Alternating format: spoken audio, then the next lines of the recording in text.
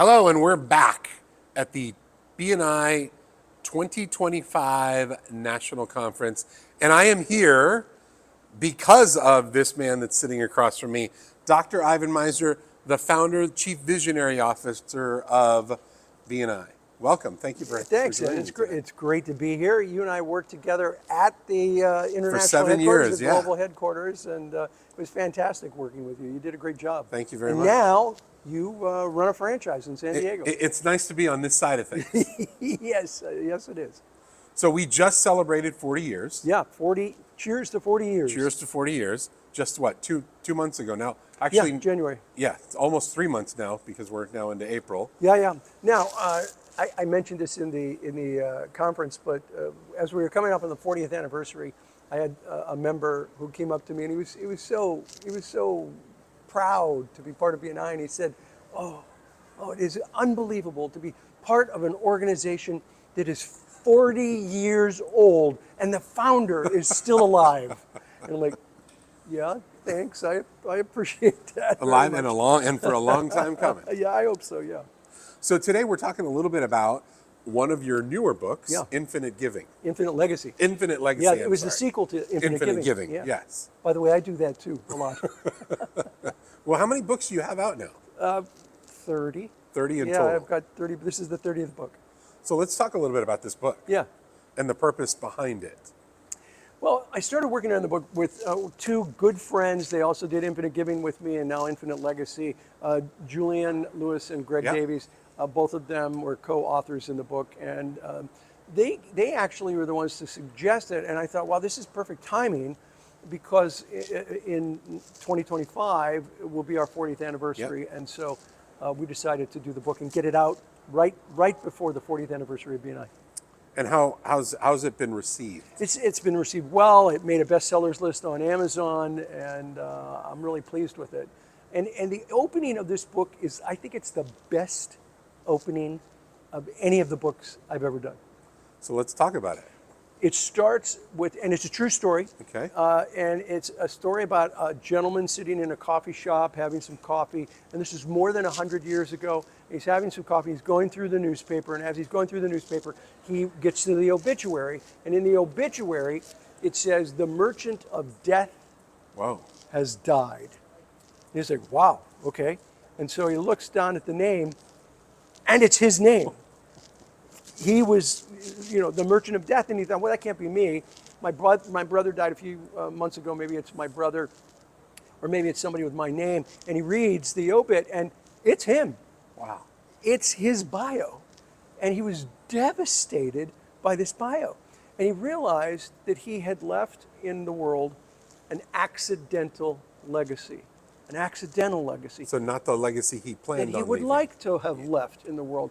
And it so happened that he had been the inventor of dynamite. He invented dynamite, and he invented it to take down buildings that needed to be taken down, to do mining. That was the intention, but of course dynamite ended up being used for war. Which was the unintentional portion. That was the unintentional consequence of what he meant to be a good idea. And so he was leaving an accidental legacy. And then soon after that, on one sheet of paper, he wrote his thoughts and the plan to create a foundation that would recognize people in literature, in science, and in social sciences, and a number of other areas.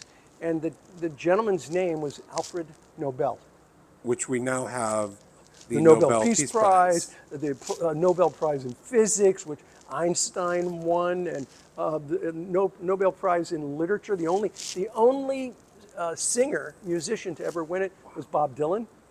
He won the Nobel Prize in Literature. So all of this came from Nobel. And the interesting thing is we all remember Nobel because of the Nobel Prizes. That's all we've known. I didn't realize that he was the dynamite on the dynamite side. Right. So he decided to leave an intentional legacy and not just an accidental legacy. And that's what the book talks about, is how do you leave an intentional legacy? And by the way, you don't have to be a millionaire to leave an intentional legacy.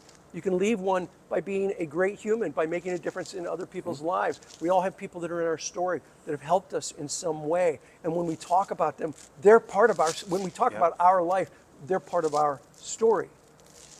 And that's fantastic to have people in our story. But what's more important is whose story are you in? I Whose love that. life have you changed? And when you do that, you're leaving an intentional legacy. You're leaving a ripple effect in the world in changing people's lives. So if someone is, for that individual that may be heading down a direction, Yeah. and they have a moment of clarity where they go, this is not the direction I want to go in. Yeah. This is where that intentional, you can literally turn Yes. and pivot Absolutely. and head down a new direction, which is that more. To leave that intentional legacy. Yeah. And the thing is, you never know when life is going to come to an end. I'll paraphrase one of my favorite quotes in the world, and we put it in the book. It's by Jean-Paul Sartre. It says, "We all die too soon or too late, and yet our life is complete at that moment, Wow. with a line drawn neatly under it, ready for the summing up." Whoa. The truth is, we're our deeds in life and little more. And so when you realize that anything, and when I told the story, I told stories that actually Yeah. aren't in the book about the many times where a line was almost Most neatly drawn under my life. And at any point there, my life could have ended. And, it just made me think, am I leaving the legacy that I intend to leave? And so it could happen any time. And so you want to start today, not tomorrow. You want to start today to think about the legacy you want to leave. Well, and I know. And just to come back to money, my parents left a great legacy. They had no money. Oh, wow. So it's legacy is not about money. No, absolutely not. It doesn't have to be. My mother, whatever people skills I got from my mom. My mom could talk to anybody. She really taught me how to interact effectively. My dad was a total introvert, didn't talk to anyone. But whatever work ethic I got from my dad. So I got people skills from my mother, work ethic from my father. I grew up in a fairly low income neighborhood. My parents didn't make a lot of money. My mom was sick, didn't work. But my mom taught me how to interact with people. My dad taught me a work ethic. Wow, those combination That together. ripple effect, the legacy that they left was a son who created an organization that is hopefully impacting people all around the world. So you can leave a legacy really in how you treat people, not just in the money that you leave. So for those individuals who, let's say that they're listening and they're heading down a path Yeah. that is not where they'd like it to be. Like when you talked about when you spoke about those moments where the line is drawn underneath it. Right. Are those pivotal points where it's like, okay, this is a wake up moment, an aha moment of, is this the direction that I want to go Yeah. on? Yeah, and one of the things we suggest in there is write your own obituary. What would people say right now, Oh, wow. based on, do it honestly. What would people say right now about how you've shown up in the world? And then ask yourself, how would I prefer that people write my obituary? And let's say it's a critic writing your obituary, not a close friend, but a critic. Have them write it in your mind. And how would you like that to change? And so that's the beginning of thinking about an intentional legacy versus an accidental legacy. So a lot of times when we think about legacy, we think about that element of, well, I've already started this path. How do I go about changing it? Or can I change it? Yeah, I think you definitely can change it, and we see that in BNI All the just from time. our vision statement of changing the way the world does Yeah. business, right? When people come into BNI, we don't teach networking in colleges and universities anywhere in the world, so they tend to use networking as a face-to-face cold calling opportunity, right? It's, hi, Ed, my name's Ivan, let's do business, and it's very transactional. Yeah. And it's because we don't teach people how to build their business through referrals. And by teaching people how to do it, we've started to change the way people interact with one another. For example, I try to teach people, particularly leaders, that when they've got a member who's not performing well, rather than tell them, hey, look, if you don't start performing well, we're gonna open your classification. Instead, it's tough love. It's about caring about them. It's about saying, how can I help you bring more referrals? Ooh. How can I help you bring in visitors? How can I help you in this chapter? And that's one of the ways to leave a great legacy, because now you're going to be in people's story. I see directors who come to me and they say, my members come to them and say, you've changed my life. I'm getting so much business now, especially during the COVID years. Oh. I would have been out of business if it wasn't for COVID. I can't. Thank you so much. So many stories on that. And so you, Ed, and every director around the world, you're in people's story. You're leaving a legacy by the training and the teaching that you're doing. And whatever business someone is in, they need to think about what kind of legacy they can leave. Certainly teachers leave an amazing legacy. Parents can leave an amazing legacy. But anyone in any business can do that. So when you think of intentional legacy and you think of BNI, would you call this your intentional legacy? Yeah, absolutely. It is a very intentional legacy. I'd like to tell you that I had that thought when I first started BNI. I was looking for referrals and I wanted to help my friends. But when I saw just how hungry business people were for referrals, it was clear to me that that this was going to be way bigger than I thought. I remember the end of the first year. BNI started in January 1985. In December of 85, I usually take a week or so off and reflect. Where do I want to be in 5 years? How was last year compared to my goals? And that first year, I was like, what happened? I had 20 chapters of BNI. I wasn't trying. I was like, what just happened? And that's when I realized we don't teach this. And I had what I call my Brody moment. Have you ever heard me talk about that? I think yes. Okay, well, let me share it with your audience. Please. Here's the Brody moment. For those of you who've ever watched the movie Jaws, Yeah. towards the end of the movie, Sheriff Brody is throwing chum out in the ocean. I remember the scene. And it's the first time you ever actually fully see the shark come out of the water, scares the daylights out of Sheriff Brody, and he turns to the captain and he says, "You're going to need a bigger boat." And that was so profound to me back in 1985, because it was like, I'm going to need a bigger boat. This is going to be way, way bigger than I anticipated. And that's when I started to create the plan to scale the business. And the legacy for me is how much business my members have generated, not how much Have you I generated? have Yeah. been impacted. And I've been impacted. It's changed my life. But last year, we as an organization passed 16 million referrals, generated 25.3 billion with a B, 25.3 billion US dollars in business. To put that in perspective, based on United Nations estimates of GDP, gross domestic product, there are actually 100 countries in the world that have a lower GDP than what BNI generated just last year. That is changing business people's lives and communities all around the world. When you're generating more business than 100 countries' GDP, you're changing the world. Well, yeah, the impact, the as you put, the ripple effect. Yep. Right? Yeah, who's employed by those people who are getting those referrals? What families are impacted by those people? The ripple effect is phenomenal. Well, and one of our goals here in San Diego is to impact 10,000 families. Yeah. And this year, in 2025, our goal for that number is 373 new members / new families. Yeah. Because every member to me is a new family. Right. And to be able to have that ripple effect on, there's that Shirley Town, who we both know very well. Oh, Shirley's amazing. She has a fantastic saying that I love and I share often on the podcast. She said it from stage last year. She said, "We get the privilege of impacting people's family trees." Oh, I love that. I love that. Yeah. And it's so profound because we do. We get that legacy, that ripple effect that you're making into that family. That's that legacy that you're leaving. Yeah. And Shirley has chapters that are well above the average chapter size. And I think this is an important message for regions around the world. The average chapter size is truly is important. And sometimes we get people say, "Oh, you just want us to have more members." And the answer to that is, yes, we want you to have more members. Yes. But here's why. It's the why that's critical. And the why is that when you have more members in your chapter, you're going to generate more referrals.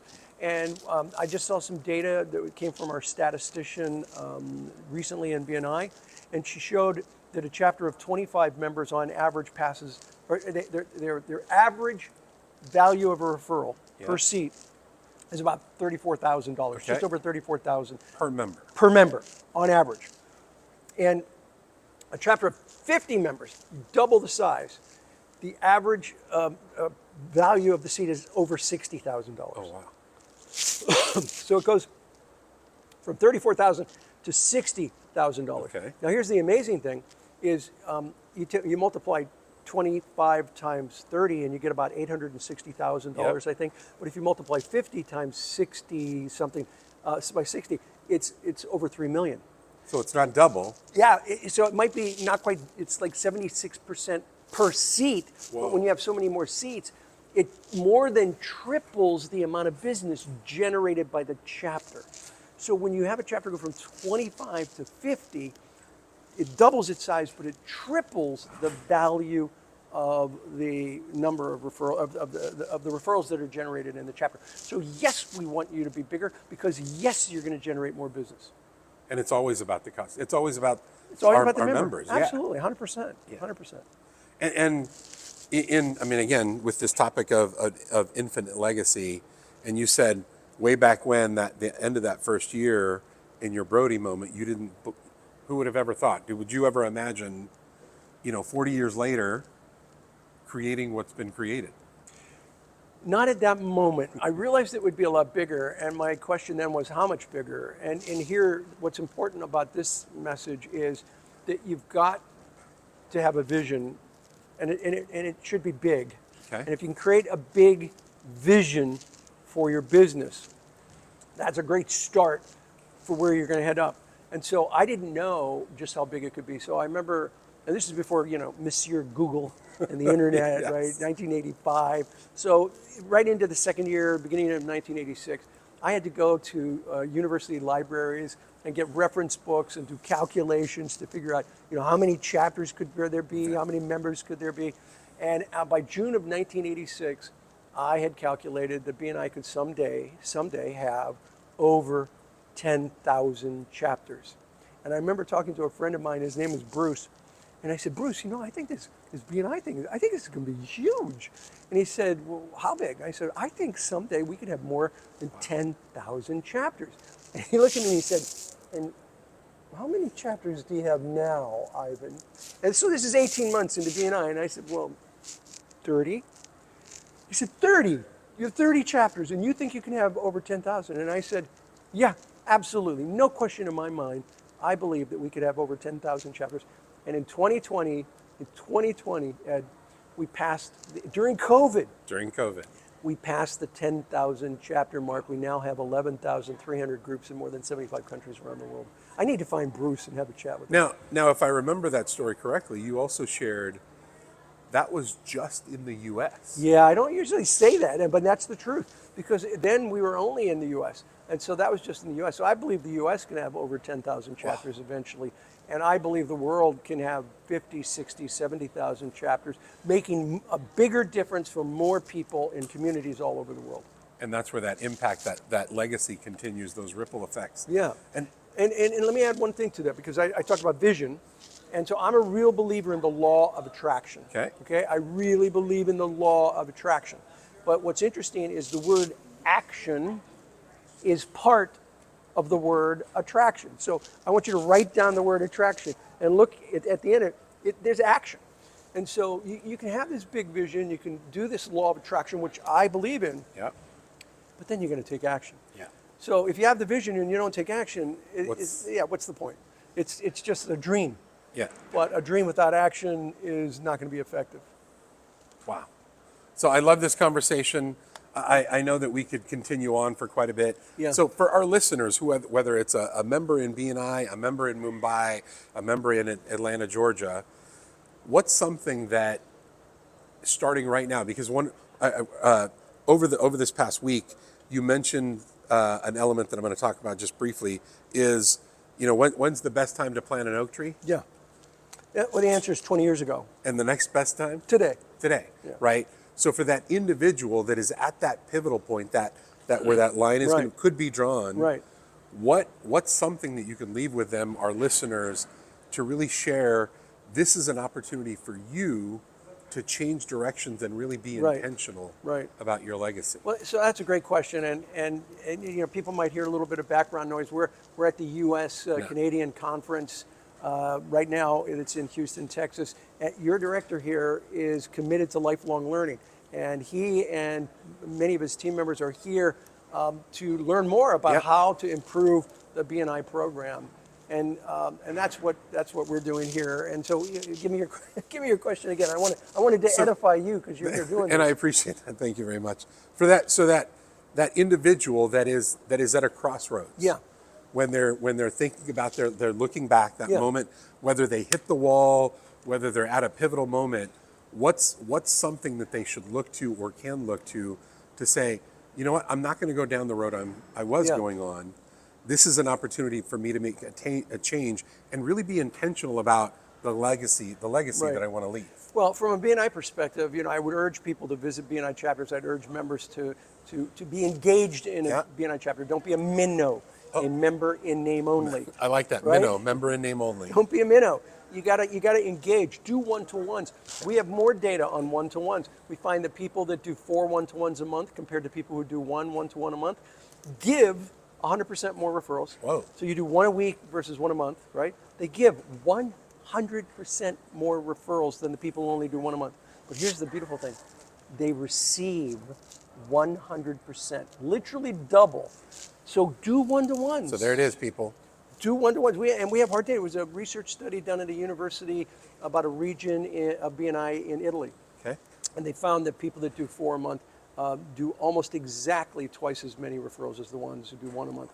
And I'd say another thing is, remember that networking and BNI in particular is a marathon, not a sprint.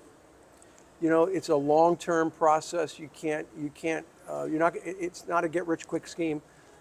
Pace yourself, but do the program. Follow the system. Don't reinvent the wheel. BNI is about BNI is about creating referrals for life. It's a platform that helps people create referrals for life. Well, and I loved how you talked about that element of action, right? Yeah. We've got to do something. Yeah. Don't show up and just expect referrals to kind of drop out of the ceiling. They don't. And unfortunately, both you and I have seen individuals that come into BNI Yeah. with that expectation. Yeah, we have. And they're never successful. We've also seen people, and I know you've met one that I'm thinking of, I'll tell you off camera, who was treating BNI like a sprint. And I remember telling him, you're doing all the right things, just slow down a little. You don't need to do 12 one-to-ones a month, right? Just bring it back down a little. 4 one-to-ones a month is great. You're going to burn yourself out. No, I'm excited. I love this. I'm doing it. And he burned himself out. Yeah. And so I want you to do the hard, the secret to success without hard work is still a secret. Yeah, absolutely. It doesn't exist. Yeah. But I mean, come on, how cool is this? How hard is this? Networking is about building relationships, and those relationships, builds trust, and that trust gets referrals. It's way better than digging ditches. It's way better than cold calling. Oh my God, any day. Yeah. So, I mean, hard work, I'm talking about building relationships, but you got to do those things in order to generate referrals. Well, Ivan, thank you so much for taking a few moments out of our conference to meet with us. My pleasure, Ed. For our listeners, we've got the founder and Chief Visionary Officer of BNI. And we love the fact that you're still around. I love that. Me too. I'm happy about that. That comment just made me laugh. Thank you for sharing that. Ed, my friend, thank you. You're doing Thank a great you. job in San Diego. Thank you. Whatever suggestions he gives, listen to him. He's been doing this a long time. Thank you. And for our listeners, thank you for joining us for our 2025 National Conference here in Houston, Texas. And we look forward to having our next guest join us here shortly. But signing out, again, thank you for joining us. Have a great day. This episode of the BNI San Diego Podcast has been brought to you by Cruise Productions, a San Diego-based video production company and proud BNI member. You can find us at the intersection where business and creativity meet, or online at cruiseproductionsinc.com.